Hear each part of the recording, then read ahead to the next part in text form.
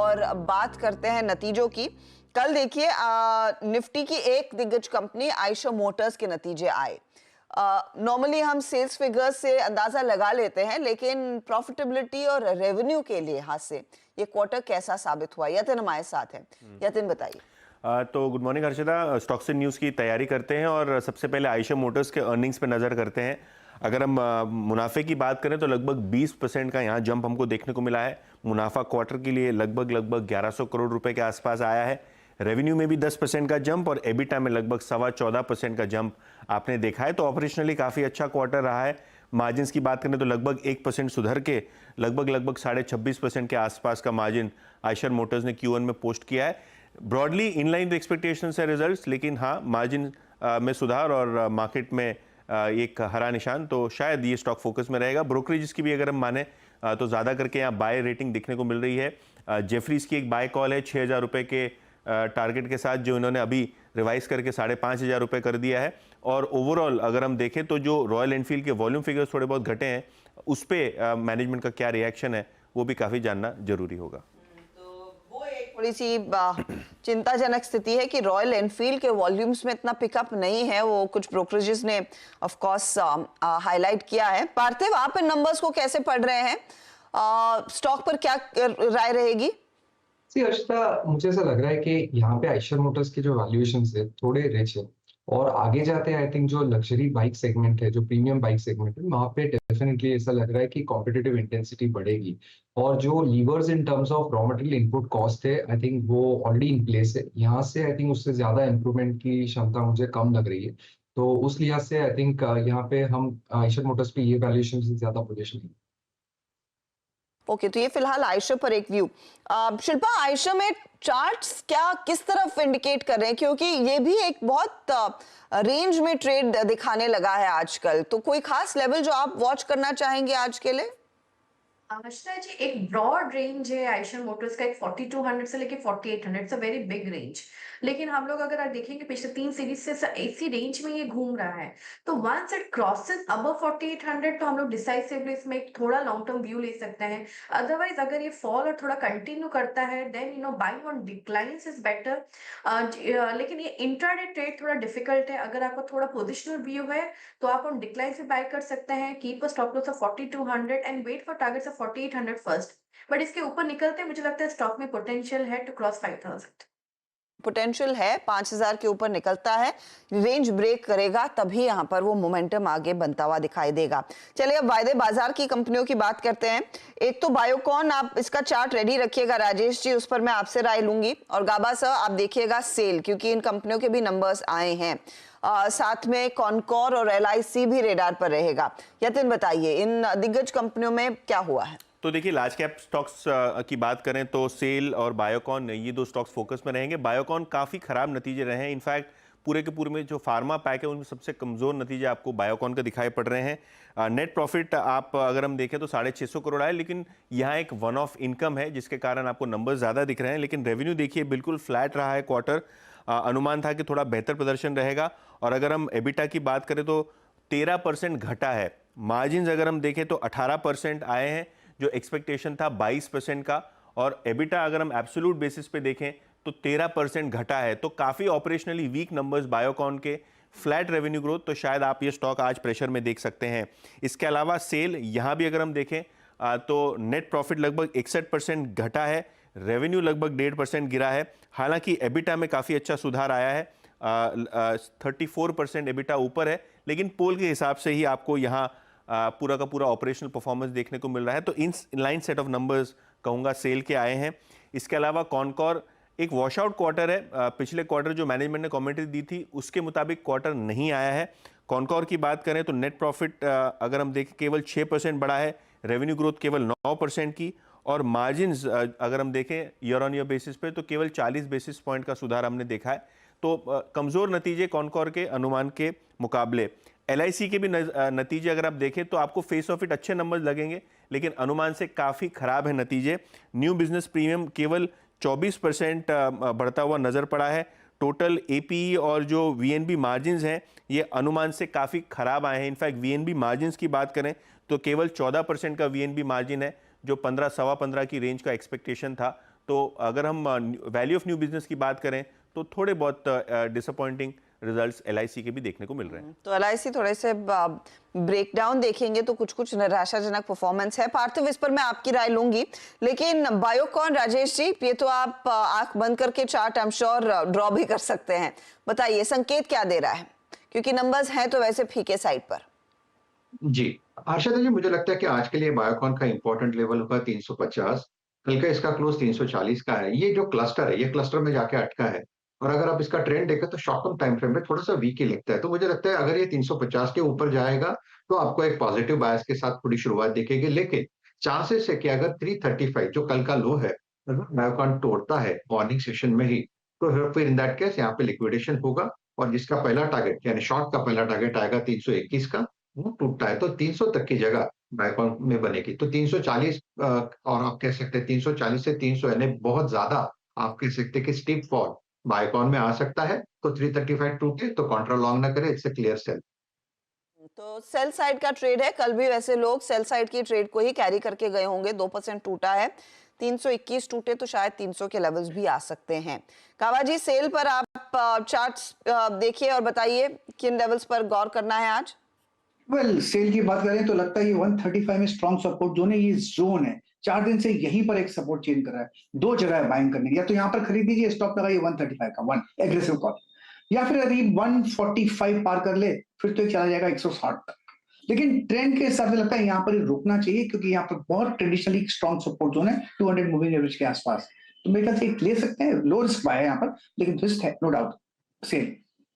थोड़ा सा रिस्क है, लेकिन 135 देखते हैं आज ओपनिंग पर होल्ड करता है या फिर उसके नीचे फिसलता है ये स्टॉक का।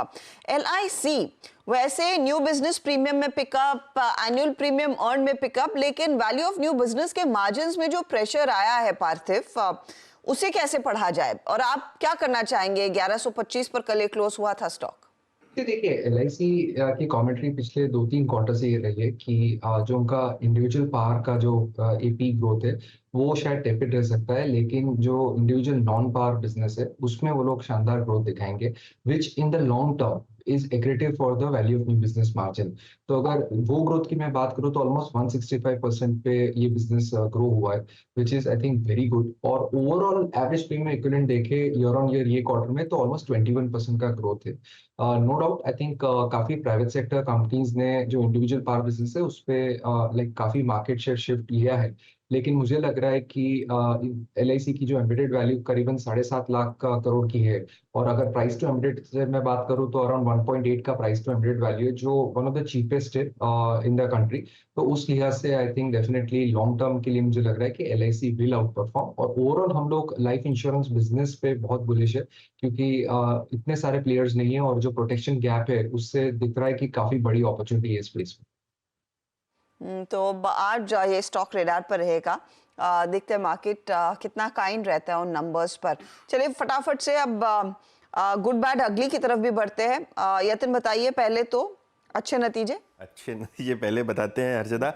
और एचबीएल पावर ये स्टॉक रखिए अपने रेडार पे। नेट प्रॉफिट में लगभग 55% की ग्रोथ, रेवेन्यू में 11% की ग्रोथ, और मार्जिन देखिए 21% का यहाँ आपको आंकड़ा दिखाई पड़ रहा है, जो पिछले साल 17% था। इंडियन ह्यून पाइप अगर हम देखें तो मुनाफा लगभग 3 गुना बढ़ा है और आय में भी लगभग 5% का ही सुधार। वाटेक वाबा काफ़ी अच्छा ऑपरेशनल क्वार्टर है, ऑर्डर बुक भी अच्छी है, 11% का आपको जो है प्रॉफिट का नंबर दिख रहा है ऊपर, और आय में भी लगभग आपको 13% की ग्रोथ आती हुई नजर पड़ रही है। तो ये स्टॉक्स हैं जो रेडार पर रखेंगे अच्छे नतीजों के चलते। ओके, तो ये अच्छे नतीजे और खराब परफॉर्मेंस के लिहाज से कोई खास चीज आप कॉल आउट करना चाहेंगे? तो शोभा डेवलपर्स, देखिए real estate companies obviously earnings volatile होती हैं क्योंकि कंप्लीशन मेथड पे चलता है, लेकिन फिर भी अगर हम देखें तो शोभा का मुनाफा लगभग 50% गिरा है, आय 30% गिरी है, तो ईयर ऑन ईयर नंबर्स कोई खास नहीं दिखाई दे रहे हैं। इरकॉन की बात करें तो मुनाफा 20% घटा है, काफी डिसअपॉइंटिंग नंबर्स रहे हैं। और बिरला कॉर्प भी सीमेंट पैक में अगर हम देखें तो ऑपरेशनली सबसे वीक क्वार्टर आपको बिरला कॉर्प का आता हुआ दिखाई पड़ रहा है। आय में 9% की गिरावट और मुनाफा लगभग 45% नीचे है साल दर साल बेसिस पे। ओके, तो ये फिलहाल वो कुछ स्टॉक्स जिन पर नजरें रहनी चाहिए। अच्छा, एक दो पर मैं वेरी क्विकली एक कॉल लेना चाहूंगी। एस्ट्रल शिल्पा, इस पर क्या इंडिकेशन है आज ट्रेड के, लेकिन लेवल्स की पर नजरें होनी चाहिए क्योंकि नंबर्स वैसे देखें तो थोड़े से सॉफ्ट साइड पर आए हैं। एस्ट्रल की बात करेंगे हर्षराज जी, तो एस्ट्रल में एक 2200 का एक अपसाइड है और यहाँ पे सपोर्ट जो है वो 1950 तक है।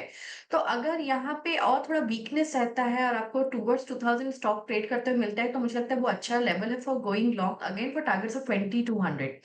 बट यहाँ पे इमीडिएट बेसिस में अगर तो गैप अप में आपको ऊपर में खुल जाए तो I would suggest not little wait and watch. Market को सस्टेन होना भी इंपॉर्टेंट है, otherwise this stock can again slide down. तो ओपनिंग पे मत चेस कीजिए, थोड़ा स्लाइड मिले तो ही आप इसमें एंटर कीजिए। ओके, तो ये ओपनिंग परचेज करने वाला स्टॉक नहीं है, बाद में देखेंगे किस तरह का एक्शन आता है। कोची शिपयार्ड, ऑफ कोर्स इस हफ्ते जो करेक्शन आया है तो डिफेंस कंपनियां थोड़े से साइड लाइंस पर गई हैं, लेकिन कोची के नतीजे बहुत ही शानदार रहे हैं। आशीष बहेती, 2300 के आसपास मिले तो खरीदने के लिए आना चाहिए या नहीं? जी हर्षदा मैम, काफी अच्छा सेटअप इसमें दिख रहा है। और जिस हिसाब से चार्ट्स में अभी जो रिसेंट गिरावट थी, उसके बाद अभी stock risk reward point of view से और फेवरेबल बन गया है। वीकली चार्ट्स पे काफी अच्छा सेटअप बना हुआ है। हमें लग रहा है कहीं भी गिरावट में मिलता है अभी तो एक बार खरीदा जा सकता है स्टॉक को। जो स्टॉप लॉस जिनके पास भी लॉन्ग है, उसे जो स्टॉप लॉस मेंटेन करना है वो 2280 के करीब का कैसे मेंटेन करें। हमें लगता है इसमें वापस बाउंस बैक देख के 2500 तक के लेवल्स देखने मिल सकते हैं। तो 2500 तक के लेवल्स देखने को मिल सकते हैं उस बाउंस बैक में, और नंबर्स बहुत ही स्ट्रांग रहे हैं इस पर्टिकुलर क्वार्टर में। चलिए कुछ और खबरों की तरफ बढ़ेंगे। मानस, इस बीच आप पीआई इंडस्ट्रीज का एक बार चार्ट चेक लेकर रखिएगा, क्योंकि यहाँ पर बहुत ही बढ़िया ब्रोकरेज रिपोर्ट्स भी आई है नंबर्स के बाद, उस पर भी चर्चा करेंगे। लेकिन कहाँ पर खबरों का इम्पैक्ट आ सकता है यातिन? 3-4 स्टॉक जो फोकस में रहेंगे हर्षदा, टानला प्लेटफॉर्म्स और एक्सिस बैंक को इन्होंने ऑनबोर्ड किया है सिक्योरिटी सॉल्यूशंस देने के लिए। इनके जो कस्टमर्स हैं, और बैंक में हमने देखा है कि काफ़ी सारे फिशिंग अटैक्स और स्कैम वाले आपको कॉल्स और ओटीपीज आते हैं, तो कहीं ना कहीं उससे बचाव करने के लिए टानला के साथ ये आप करार देख रहे हैं। कहीं ना कहीं दूसरी बैंक्स के साथ भी आपको ये करार होते हुए दिखाई पड़ सकते हैं, क्योंकि आरबीआई का भी एक मैंडेट है कि सिक्योरिटी सॉल्यूशंस और जो आईटी फ्रेमवर्क है बैंकों को मजबूत करना है। तो कहीं ना कहीं टानला आज फोकस में रहेगा। सीगल इंडिया रीसेंट लिस्टिंग है और एक बड़ा 1042 करोड़ रुपए का ऑर्डर इनको हाथ लगा है। ये कानपुर सेंट्रल बस टर्मिनल और Bhubaneswar metro project related cumulative orders हैं जो 1000 करोड़ से ज़्यादा के आपको आते हुए नजर पड़ रहे हैं।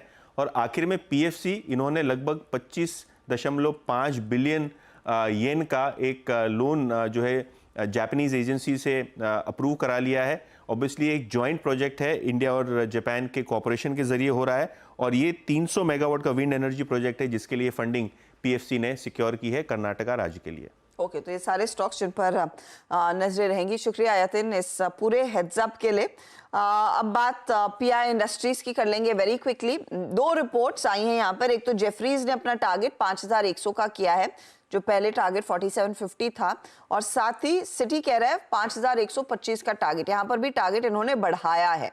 अब नतीजे अच्छे, कल एक पीक दिखा और उसके बाद शांत क्लोज रही। मानस, चार्ट क्या इशारा कर रहा है? देखिए, चार्ट तो बेहतरीन है। 2 हफ्ते पहले हमने 4050 का एक बहुत ही इंपॉर्टेंट ब्रेकआउट देखा था।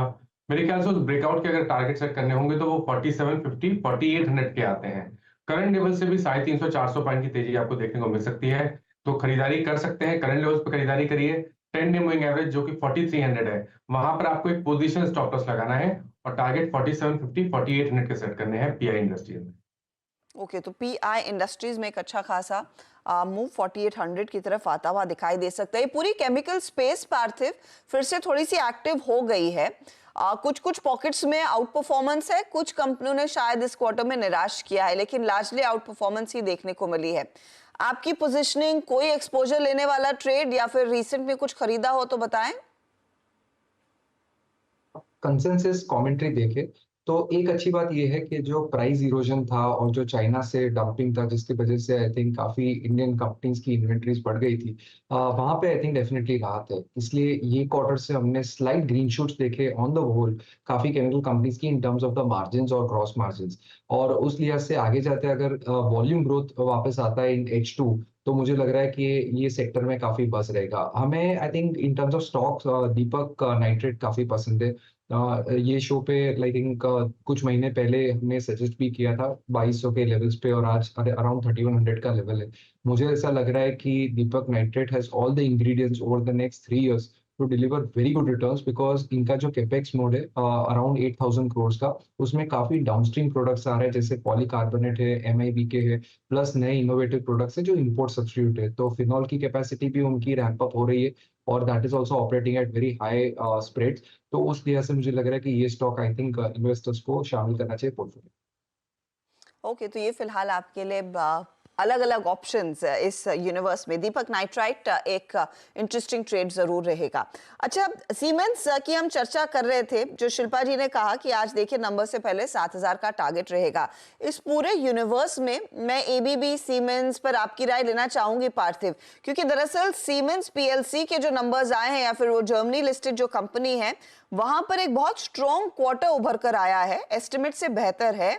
कंपनी कह रही है रेवेन्यू गाइडेंस लोअर एंड तो एटलीस्ट वो मीट करते हुए दिखाई देंगे Q3 में कॉन्फिडेंस है। और इंडिया बिजनेस के लिए स्पेसिफिक उन्होंने एक चीज कही है, वो कहते हैं कि भारत में दरअसल हम कॉम्पिटेंस डेटा सेंटर्स की तरफ बढ़ाने वाले हैं।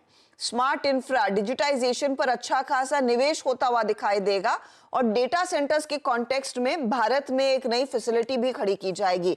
उस पर्सपेक्टिव से मैं स्टॉक पर आपकी राय लेना चाह रही हूँ।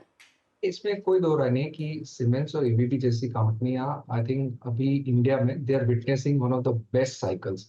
और आई थिंक अगर सीमेंस का मैं एनर्जी सेगमेंट का डिवीजन देखूं, जहां से अभी 40% जितना रेवेन्यू आता है, आई थिंक वो वर्टिकल आगे जाते हैं आई थिंक बहुत ही स्केल अप हो सकता है। और जिस तरह से ग्लोबल पेरेंट ने आपने जैसे बताया कि डेटा सेंटर्स पे फोकस कर रहे हैं, तो यहाँ पे आई थिंक इंडिया में it will be one of the highest capex going ahead.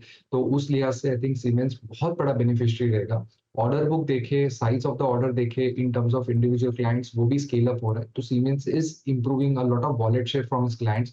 Margin देखे तो मार्जिन भी काफी स्केल अप हो रहा है। यस, एक कंसर्न है in terms of the trail valuations, जो अराउंड 110 के प्राइस टू अर्निंग मल्टीपल पे। लेकिन आई थिंक अगर आने वाले 3 साल में सीमेंस अपना जो प्रॉफिट है वो डबल कर सकता है, जिसकी क्षमता हमें लग रही है, तो उस लिहाज से I think on forward basis still the valuations can be justified.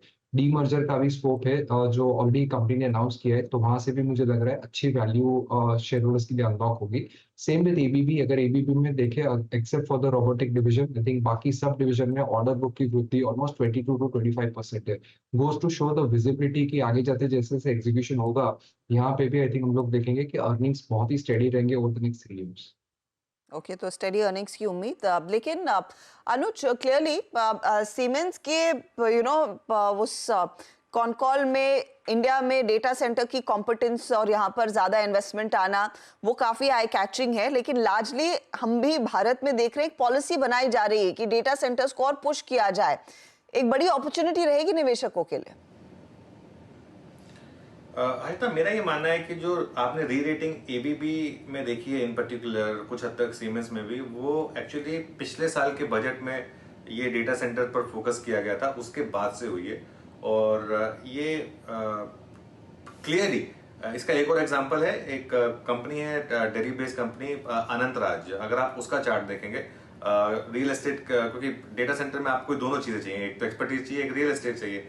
तो रियल एस्टेट पर उस कंपनी ने काम किया है काफी, तो वो भी काफी री रेट हुआ है। लेकिन ABB की और सीमेंस की री रेटिंग में काफी बड़ा हाथ इस डेटा सेंटर का है। और आई थिंक ये एक क्लियरली इस गवर्नमेंट का एक फोकस है कि जो हमारा डेटा है वो इंडिया में ही रहे।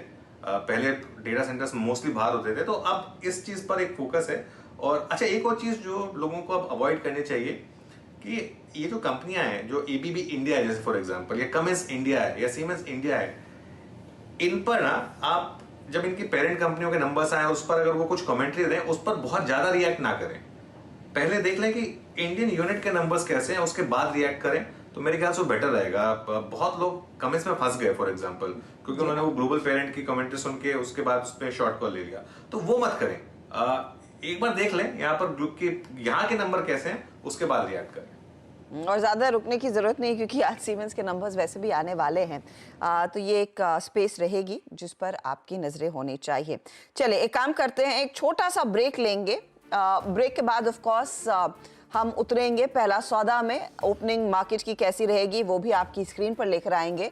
आप बने रहें CNBC आवाज़ के साथ।